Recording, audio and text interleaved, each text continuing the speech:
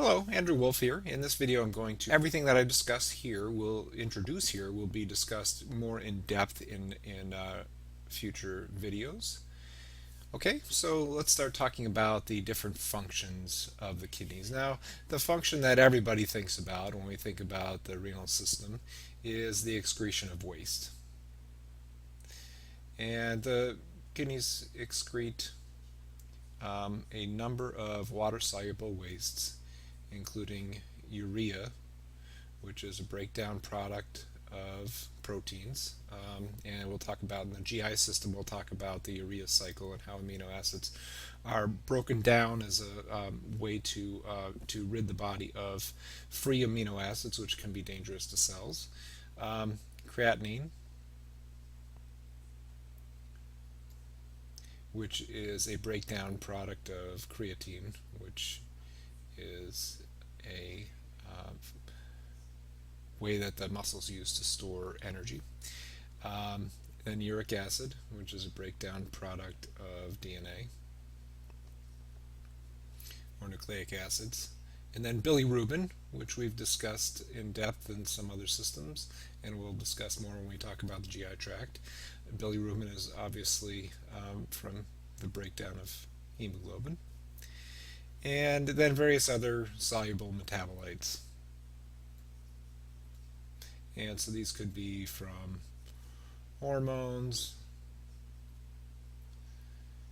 or paracrine chemicals from within the body or from drugs.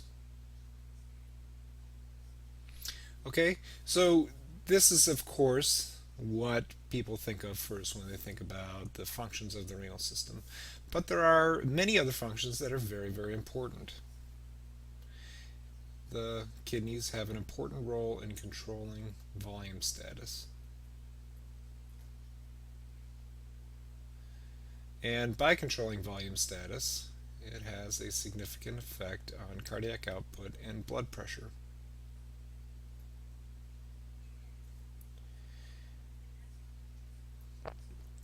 And remember, cardiac output is equal to stroke volume times heart rate. And obviously, by controlling volume, we're controlling stroke volume by increasing preload to the heart. Now, how does it do this? Well, it does this through the renin, angiotensin, aldosterone system.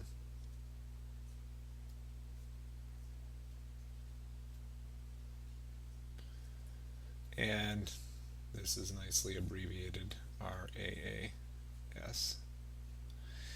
And the renin-angiotensin-aldosterone system we'll talk about in depth, but its major role is to increase blood volume and thereby increase blood pressure. Now, another important role is the regulation of electrolyte balance.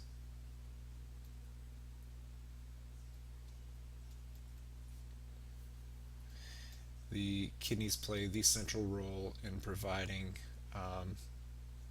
balance, tight control over the balance of sodium and potassium, chloride, and phosphorus, and other electrolytes in the body. And it does this by selectively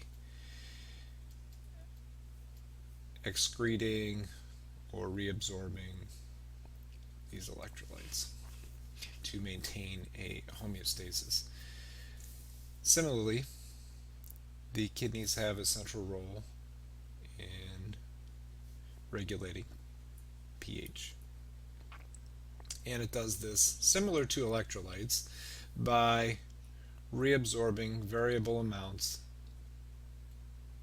reabsorbing or excreting variable amounts of hydrogen ions versus bicarbonate ions.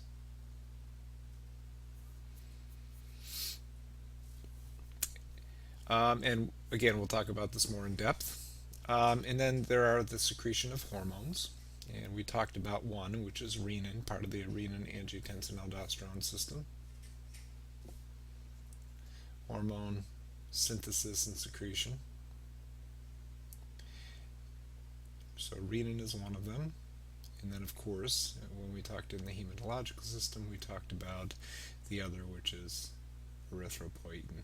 And I'm just going to abbreviate it as EPO. So it's erythropoietin and then renin, which initiates the activity of the renin-angiotensin-aldosterone system. And then last, which I think is often forgotten by folks, is that the kidneys have an active role in gluconeogenesis. Now gluconeogenesis is the creation of new glucose from other substrates. And typically we think of the liver as playing the primary role here, but the kidneys have the potential to make nearly as much new glucose as the liver does. And the process is a little bit different in the kidneys. First of all, the kidneys only make glucose from protein substrates. And secondly, it only initiates gluconeogenesis in states of metabolic acidosis or starvation.